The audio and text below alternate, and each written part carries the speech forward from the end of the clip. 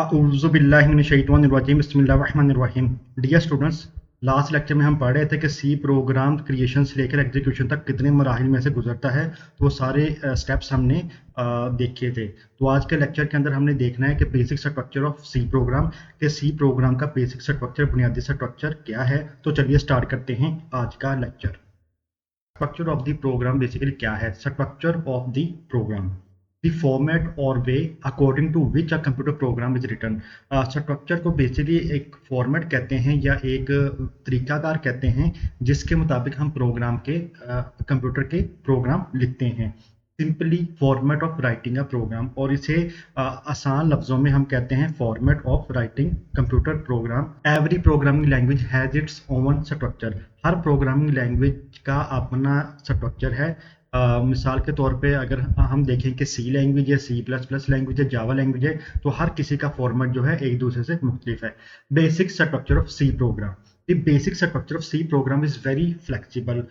कि C program का जो बेसिक स्ट्रक्चर है वो बहुत फ्लेक्सिबल है। It increases the power of the language, और इससे क्या होती है, लैंग्वेज की पावर जो है वो इंक्रीज हो जाती है, फ्लेक्सिबिलिटी जो है इंक्रीज हो जाती है। It provides a well defined way of writing a program. और सी जो है बेसिकली हमें वेल डिफाइंड वे प्रोवाइड करती है जिसके ज़रिए से हम क्या कर सकें, प्रोग्राम लिख सकें। Basic structure of C program, the basic structure of C program includes preprocessor directive. Number 1 क्या है? Preprocessor directive. नंबर 2 क्या है? Main function. नंबर 3 क्या है? प्रोग्राम बॉडी, जिसको हम सी स्टेटमेंट भी कहते हैं। एग्जाम्पल के अंदर हम देख सकते हैं कि पहले हमारे पास क्या है, पहले हमारे पास प्री प्रोसेसर डायरेक्टिव है जिसको हम hash include standard input output dot H से ज़ाहिर कर रहे हैं। फिर हमारे पास मेन फंक्शन है जिसको हम वॉइड मेन से ज़ाहिर कर रहे हैं। फिर हमारे पास कर्ली ब्रेसेस हैं, और कर्ली ब्रेसेस के अंदर हमारे पास प्रोग्राम बॉडी है, जैसे print F I am a programmer, और कर्ली ब्रेसेस क्लोज हो रही है। तो बेसिकली ये सिंपल जो है स्ट्रक्चर है सी प्रोग्राम का, और इसी को हम क्या करते हैं, फॉलो करते हैं अपने प्रोग्राम के अंदर। और मेन जो फंक्शन है वो प्रोग्राम के अंदर होना ही चाहिए, क्योंकि इससे ही प्रोग्राम की एग्जीक्यूशन स्टार्ट होती है। अगर प्रोग्राम के अंदर मेन फंक्शन नहीं होगा तो प्रोग्राम की एग्जीक्यूशन नहीं हो सकेगी। प्री प्रोसेसर बेसिकली क्या होता है? हमने देखा है कि सी प्रोग्राम का जो स्ट्रक्चर है वो प्री प्रोसेसर डायरेक्टिव के ऊपर होता है, मेन बॉडी के फंक्शन के ऊपर होता है, और प्रोग्राम बॉडी के ऊपर होता है। तो अब सबसे पहले हम देखते हैं कि प्री प्रोसेसर बेसिकली क्या होता है। Preprocessor is a program that processes the source code before its compilation. Preprocessor एक किस्म का एक प्रोग्राम होता है जो बेसिकली सोर्स कोड को कंपाइल करने से पहले क्या करता है, प्रोसेस करता है।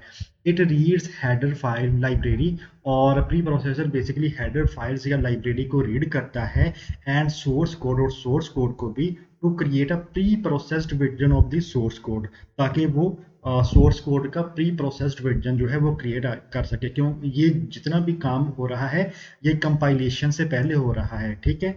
It is use at the start of the program, और इसे प्रोग्राम के स्टार्ट में इस्तेमाल किया जाता है।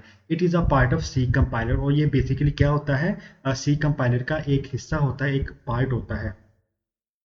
Preprocessor directive, a command or instruction that starts with hash symbol and the keyword include or define। Pre processor directive basically क्या है, एक कमांड है या इंस्ट्रक्शन है जो बेसिकली हैश सिंबल से स्टार्ट होती है, और साथ में इसके साथ क्या होते हैं, इंक्लूड या डिफाइन कीवर्ड होते हैं। ये बिल्कुल हम बाद में पढ़ेंगे कि इंक्लूड बेसिकली क्या होता है, और डिफाइन हम लिखते हैं तो बेसिकली क्या चीज़ होती है, ठीक है।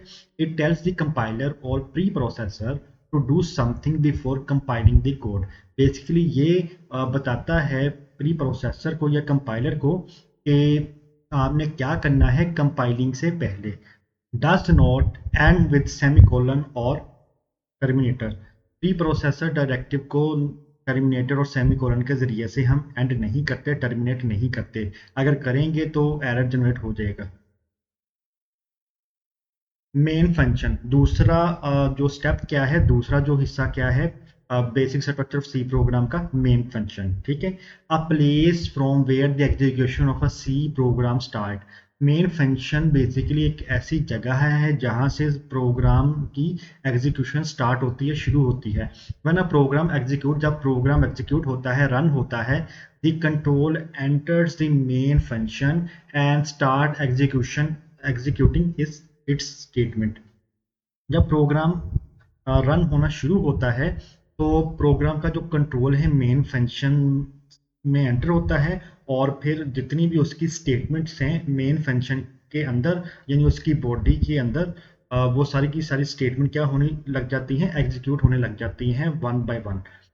It indicates the beginning of the actual C program. और मेन फंक्शन बेसिकली ये इंडिकेट कर रहा होता है कि यहाँ से प्रोग्राम जो है वो स्टार्ट हो चुका है। Every C program must have a main function, और हर जो सी प्रोग्राम है उसके पास मेन फंक्शन होना चाहिए। अगर मेन फंक्शन नहीं है तो कंपाइलर को पता ही नहीं चलेगा कि बेसिकली करना क्या है, कहाँ से स्टार्ट करना है, कहाँ से एंड करना है।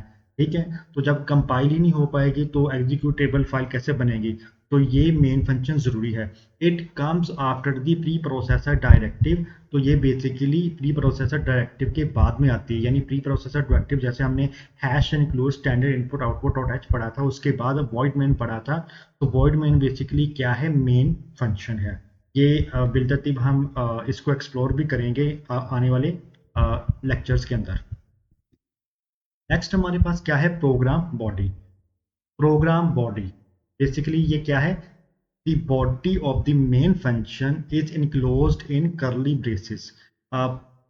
जब मेन फंक्शन को हम क्लोज करते हैं कर्ली ब्रेसेस के साथ, उसको हम क्या कहते हैं, बॉडी कहते हैं, जिसको हम प्रोग्राम बॉडी भी कहते हैं। ठीक है, braces are also known as delimiters, और कर्ली ब्रेसेस जो होती हैं उनको हम डेलीमीटर्स भी कह सकते हैं। Statements of a program are written in curly braces. और जितनी भी प्रोग्राम की स्टेटमेंट्स होती हैं, कोड होता है, वो बेसिकली कर्ली ब्रेसेस के अंदर लिखा जाता है मेन फंक्शन के। Statements are the instructions for the computer to do something.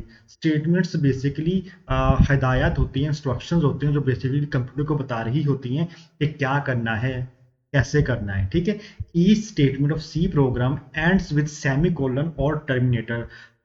C program की हर स्टेटमेंट जो है वो सेमी कोलन या टर्मिनेटर के साथ क्लोज की जाती है, और ये कंपाइलर को ये पैगाम जाता है कि ये स्टेटमेंट जो है क्लोज हो चुकी है, इसके बाद जो आ रही है वो नेक्स्ट स्टेटमेंट है। अगर टर्मिनेटर नहीं इस्तेमाल करेंगे तो कंपाइलर को पता ही नहीं चलेगा कि स्टेटमेंट बेसिकली कितनी है। ठीक है, तो वो जितनी हैं स्टेटमेंट्स आपने लिखी हैं, अगर टर्मिनेटर इस्तेमाल नहीं करेंगे तो वो एक ही काउंट करेगा, और फिर क्या होगा, एरर जनरेट हो जाएगा। If statement terminator is missing, अगर स्टेटमेंट टर्मिनेटर जो है वो मिसिंग है, the compiler will generate an error. तो कंपाइलर क्या कर देगा, एरर को जनरेट कर देगा। These statements are collectively known as the body of program. और ये स्टेटमेंट्स, इनको जब इकट्ठा हम करते हैं तो ये क्या कहलाती हैं, प्रोग्राम की बॉडी कहलाती है। ठीक है, यानी प्रोग्राम बॉडी और बॉडी ऑफ प्रोग्राम। तो उम्मीद है आपको आज का लेक्चर पसंद आया होगा। तो चलिए मिलते हैं अपनी नेक्स्ट वीडियो में, तब तक के लिए अल्लाह हाफिज़।